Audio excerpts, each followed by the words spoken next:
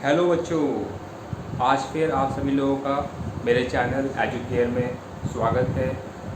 आज 22 सितंबर 2021 third semester में एक गणित का पेपर हुआ है, तो उसके जो है कुछ हल हैं प्रश्नों के, उन्हें मैं आपको बताना चाहता हूँ। तो हम यहाँ पे स्टार्ट करने वाले हैं बहुविकल्पीय प्रश्नों से। तो ये पहला प्रश्न है बच्चों, बहुविकल्पीय है। पहला बहुविकल्पीय, द्रव्यमानों 50 ग्राम और 1/2 किलोग्राम का अनुपात क्या होगा। यानी कि द्रव्यमान है और उनका अनुपात पूछा गया है। अनुपात जब भी पूछते हैं तो उसका जो मात्रक होता है उस पर फोकस करना होता है। मात्रक यहाँ पर ग्राम है और यहाँ पर किलोग्राम है। आप सभी को पता होगा कि जो अनुपात निकालते हैं तो अनुपात में जो दोनों जो क्वांटिटी हैं, यानी जो दोनों जो क्वांटिटी हैं उनका जो मात्रक है वो समान होना चाहिए। अगर यहाँ पे ग्राम है तो यहाँ पर भी ग्राम होना चाहिए, यहाँ पे किलोग्राम है तो यहाँ पर भी किलोग्राम होना चाहिए, तब हम उसका अनुपात आसानी से निकाल सकते हैं। दूसरी चीज़ ये है कि अब हम इसमें किसको चेंज करें, किसको बदलें, किलोग्राम को बदलने ग्राम में या ग्राम को बदलने किलोग्राम में। तो देखो, किलोग्राम को ग्राम में बदलना ज़्यादा सही रहता है। हमेशा आप कोशिश करें कि जो क्वांटिटी का मात्रक बड़ा हो उसको छोटे में बदलने की कोशिश करें। सभी जानते हैं किलोग्राम बड़ा होगा, ग्राम छोटा होगा, ठीक है। तो सबसे पहले क्या करेंगे कि हम जो है 1/2 किलोग्राम में कितने ग्राम होंगे ये निकाल लेते हैं। तो 1 किलोग्राम में 1000 ग्राम होंगे। तो आधा किलोग्राम यानी हाफ किलोग्राम में कितने ग्राम हो जाएंगे, इसका हाफ कर दीजिए, या तो डायरेक्ट हाफ कर दो या फिर यहाँ पे 1/2 से इसको गुणा कर दो, तो आ जाएगा 500 ग्राम, ठीक है। देखो यहाँ पे क्या हुआ, आधा किलोग्राम में 500 ग्राम होंगे। अब इन दोनों का अनुपात निकाल लेते हैं। अनुपात निकालने का सिस्टम देखिए, 50 ग्राम, भाई ग्राम को हम जी लिख रहे हैं तो कोई दिक्कत नहीं होनी चाहिए, और यहाँ पे ये हो गया अनुपात का चिन्ह, और 500 ग्राम ये लिखा। अब इनको कर दीजिए बटे में, 50 बटे 500, 0 0 कट जाएगा और 5 एकम 5, यहाँ पे 1 आ जाएगा और यहाँ 10 आ जाएगा, यानी 1/10, यानी 1:10। तो इसका सही जवाब या सही विकल्प क्या होगा, थर्ड, यानी इसका जो तीसरा है वो इसका क्या होगा, सही विकल्प होगा। ये चौथा बहुविकल्पीय प्रश्न है।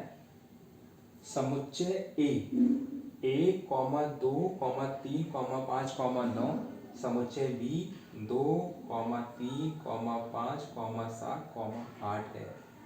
तो हमें यहाँ पे a-b समुच्चय पता लगाना है कि क्या होगा। देखो, समुच्चय के अंदर जो नंबर लिखे होते हैं उसको कहते हैं अवयव, इसे कहा जाता है अवयव, इंग्लिश में कहते हैं एलिमेंट। भाई सेट है, समुच्चय को सेट कहा जाता है, इसको इंग्लिश में या अंग्रेजी में एलिमेंट कहते हैं। अब कहा गया कि a-b क्या है, क्या होगा। देखिए, a-b, तो माइनस तो कर नहीं पाएंगे, ना करा जाएगा। कहते हैं कि जो b के जो अवयव हैं, जो b वाले अवयव हैं वो समुच्चय a में ना हो, समुच्चय a में ना हो, ना हो तो कैसे ना होंगे, उनको वहां से हटाना पड़ेगा। देखिए, 2 यहाँ पे है तो यहाँ से 2 को हटा दो, हट गया। 3 यहाँ पे है, 3 को हटा दो, हट गया। 5 यहाँ पे है, 5 को हटा दिया, हट गया।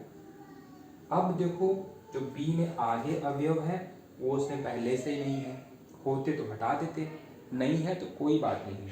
तो जो बचे रह गए आपको सिर्फ वो लिख देने हैं। तो क्या बचेगा 1,9। तो इस तरह क्या हुआ कि a माइनस बी समुच्चय क्या हुआ 1,9 हो जाएगा। ठीक है, ये 5वां बहुविकल्पीय है। ये घातांक का प्रश्न है, 1/2 की घात -2, 1/2 की घात 2, इसका मान क्या होगा। तो जैसे कि जो यहाँ पे घातांक दे रखे हैं इसको कहते हैं आधार, ये भी आधार है। इनकी जो घात होती है हमेशा उसको प्लस करके सॉल्व करना होता है, यानी कि हम क्या करें कि इसकी घात जो है वो माइनस है वो प्लस की हो जाए, इसकी पावर प्लस की हो जाए। तो कैसे होगी, तो बहुत डिफिकल्ट नहीं है, इसका सिर्फ रेसिप्रोकल कर लो, इसको बोलते हैं व्युत्पन्न, यानी इसको सिर्फ पलट दीजिए। तो 2/1 हो जाएगा, और कितनी घात यहाँ पे है, ये 2 हो जाएगी। ये अपना 1/2 जैसे लिखा था उसको वैसे लिखा है तो कोई दिक्कत नहीं, वो पहले से मतलब जो है प्लस का है। अब यहाँ पावर 2 है तो क्या आएगा, 2 × 2 हो जाएगा 4। अगर ऐसे समझ में ना आए तो भाई दोस्त इसको ऐसे राइट कर लो, 2/1 × 2/1 कर दीजिए। यहाँ पे क्या है 1/2 की पावर 2 है तो इसको 2 बार लिख लो, 1/2 और गुणे 1/2। तरीके अपने अपने हैं, अपने तरीके से सॉल्व इसको किया जा सकता है। तो यहाँ पे क्या, ये 2 इससे 2 कट जाएगा, ये 2 से कट जाएगा, 1 तो मतलब वैसे हो जाएंगे। तो इसका आंसर क्या आएगा 1/1 यानी कि 1, इसका आंसर 1, इसका आंसर जो है 1 हो जाएगा। अब देखो इसका आंसर 1 ऑप्शन में है या नहीं है, तो इसका क्या होगा, दूसरा ऑप्शन यहाँ पे इसका सही होगा, यानी ऑप्शन 2 इसका सही है। ठीक है बच्चों, इसको ऐसे सॉल्व करें। अच्छा ऐसा हो रहा था। ये अति लघु उत्तरीय का छठा प्रश्न है। इसमें log 0.3 0.9 का मान ज्ञात करें।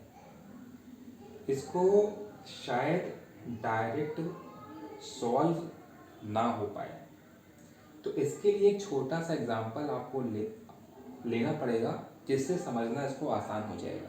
देखिए कैसे, सभी बच्चों ने घातांक पढ़ा होगा, उसी से थोड़ा सा मदद लेते हैं। देखिए जैसे हमने कहा कि अगर 2 की घात 3 कर दे, 2 की पावर 3 कर दे तो किसके बराबर आएगा 8 के, यानी वो 8 के बराबर आएगा। 2 की पावर 3, 2 × 2 × 2 तो 8 आ जाएगा। इसी चीज को कहा जाए कि लॉग में बदलो, तो क्या करोगे, लिखोगे लॉग, ये हो गया लॉग। अब लॉग में क्या होता है कि कुछ चीजें डिसाइड हैं, जैसे जो यहाँ पे आंसर है तो बोलेंगे log 8, ये हो जाएगा log 8 हो जाएगा। और जो आधार है, यानी जो log का जो आधार है कितना है 2 है, तो वो हमेशा यहाँ लिखा जाएगा। यानी जो log में नीचे लिखा होता है वो आधार होता है, इसको आधार कहते हैं, इसको घात कहते हैं। ये बेस, ये पावर, और ये इसका मतलब क्या है आंसर है। तो यहाँ पे आधार नीचे लिखा जाएगा 2 है, और यहाँ पे जो 8 इसका आंसर आया वो यहाँ लिखा जाएगा। तो बोलेंगे log 8 बेस 2 किसके बराबर है 3 के, जो पावर है वो लिखते हैं बराबर है। अब तुम सभी लोगों को आइडिया लग गया होगा कि इसको इससे मिला लो भाई, इसकी तरह ये है कि नहीं है। देखिए बिल्कुल है, इतना पोर्शन इसके एकदम सेम टू सेम होगा।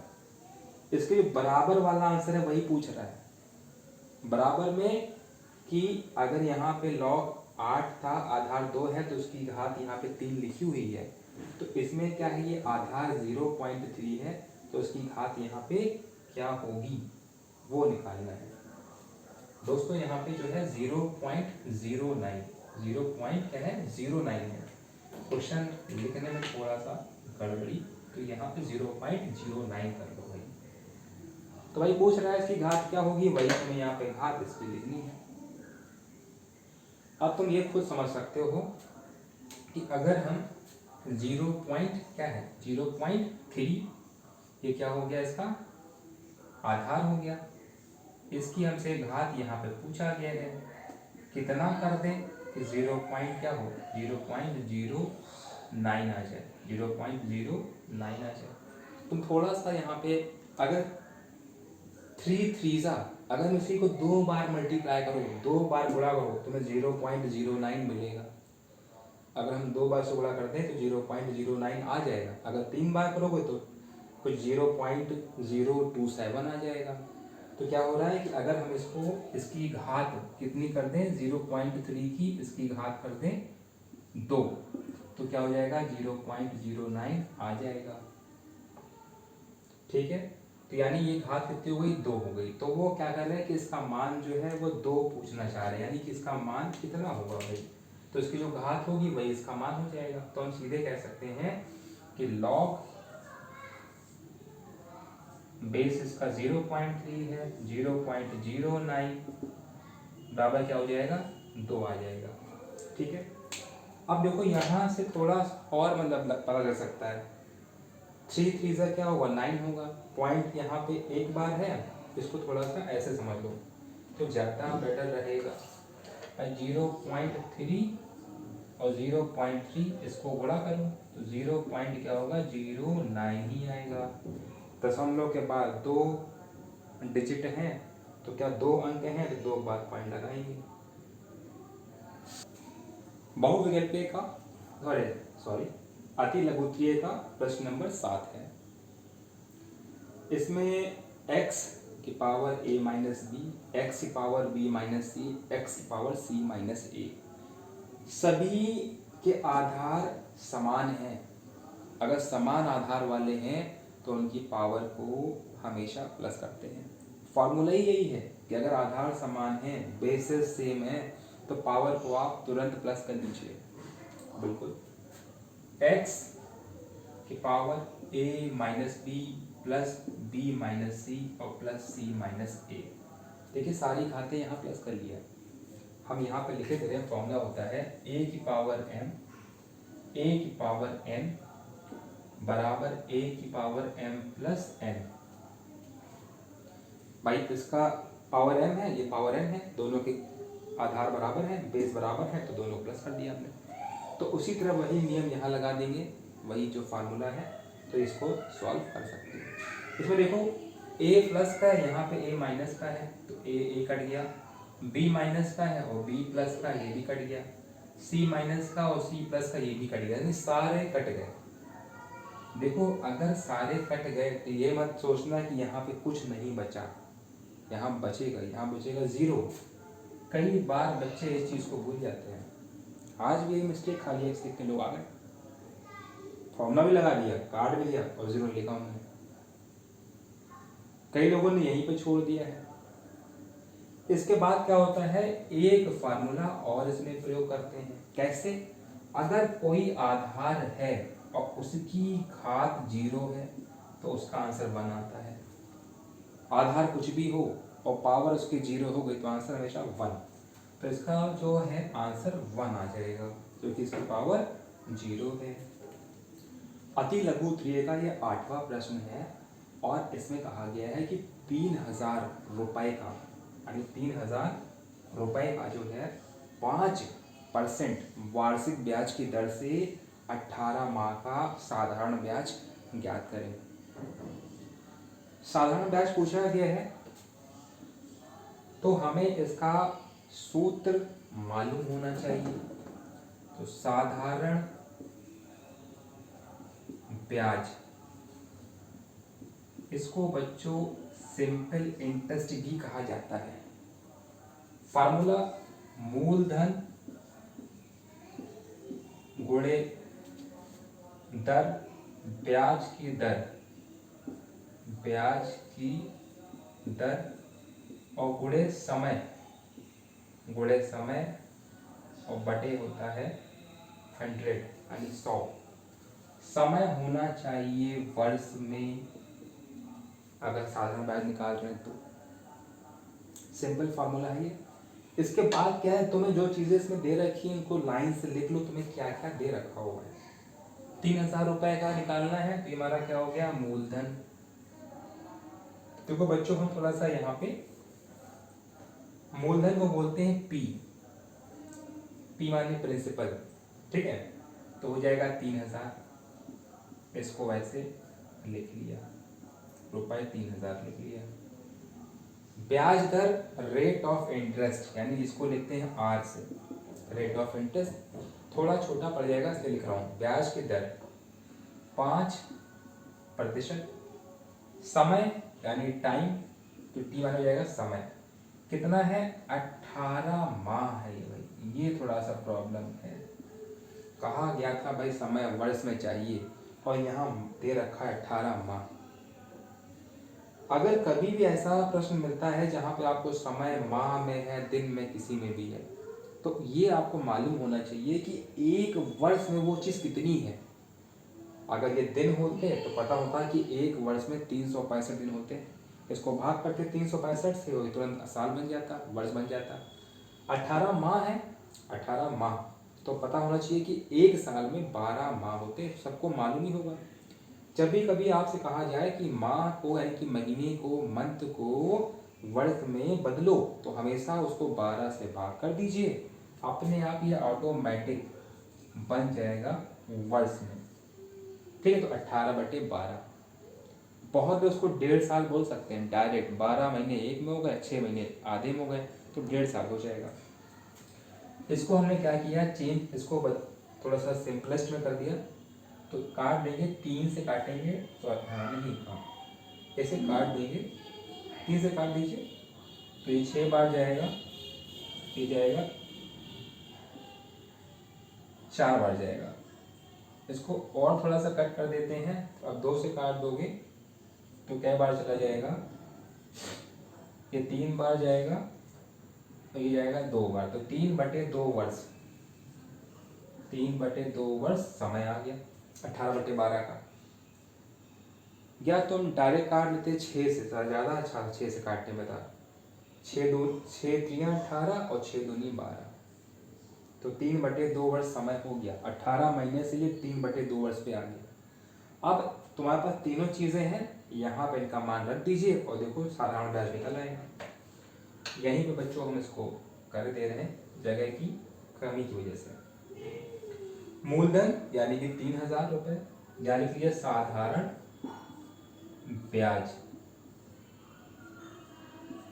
बराबर मूलधन 3000 रुपये, दर 5% ब्याज की, समय 3/2, 3/2।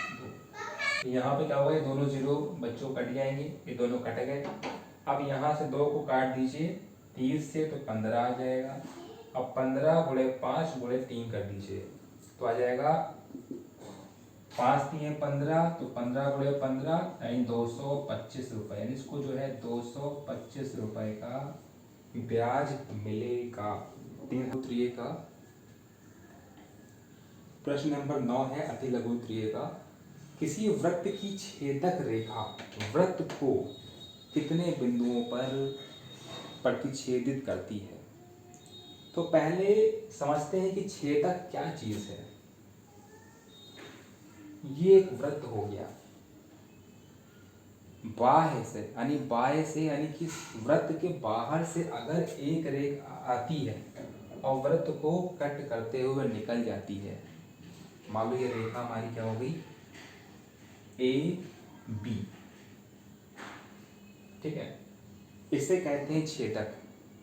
जो वृत्त को बाह्य से कट करे, बाह्य से प्रतिच्छेद करे, उसे कहते हैं छेदक।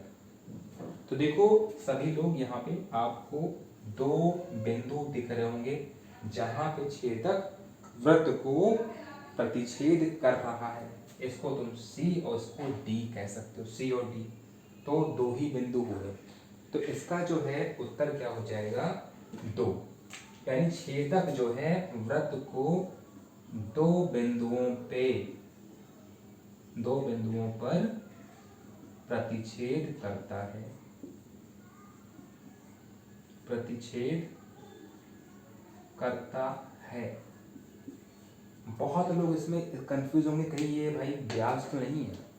व्यास क्या होता है, वो सिर्फ वृत्त के अंदर रहता है और हमेशा क्या होता है, केंद्र से पास होता है। व्यास से वृत्त के अंदर है और केंद्र से गुजरता है। ये चाहे जहाँ गुजरे, चाहे केंद्र से जाए चाहे कहीं से भी जाए, लेकिन ये बाह्य रूप से होता है, यानी बाहर से मतलब इसको जो है वो प्रतिच्छेद मतलब करता है, यानी बाहर से रेखा खींची जाती है, इसको हम लोग छेदक कहते हैं। ये प्रश्न नंबर 10 है अति लघुत्तरीय का। एक व्यक्ति 25 रुपए वाले शेयरों में 2500 की पूंजी लगाता है। जब शेयर का मूल्य 30 रुपए हो जाता है तब उन्हें बेचता है, तो व्यक्ति को हुए लाभ की गणना कीजिए। दोस्तों इसमें बहुत सारे फार्मूले हैं, सूत्र हैं, तो हम इनको जो है जो सिंपल तरीका है उसके अनुसार ही समझाने की कोशिश करेंगे। बड़ी बड़ी कंपनियां क्या होती हैं, अपने वो शेयर बनाती हैं और शेयर का जो है एक निर्धारित रेट लगाते हैं, उसका बाजारी मूल्य होता है। कहते हैं कि भाई इस पे इसको जो है लोग इसको इस रुपए पे खरीद सकते हैं। जैसे यहाँ कहा कि 25 रुपए का मतलब शेयर है, कंपनी ने अपना शेयर 25 रुपए का रखा था, एक शेयर लोगे तो 25 का मतलब मिलेगा। बाजार में बाद में शेयर का मतलब क्या होता है, इसका पैसा बढ़ता घटता रहता है। लोगों का पैसा बढ़ता है तो लोग बेच देते हैं, कम होता है तब भी बेचते हैं कि घाटा ना हो जाए।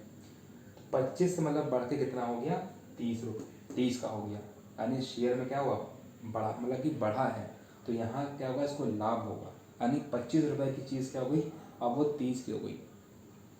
अब तुम्हें देखना है कि 25 वाले मतलब कि 25 रुपये एक मतलब एक शेयर का क्या था, पैसा था। तो 2500 में कितने शेयर मिले होंगे, 2500 में शेयर कितने मिले होंगे जब एक 25 का है।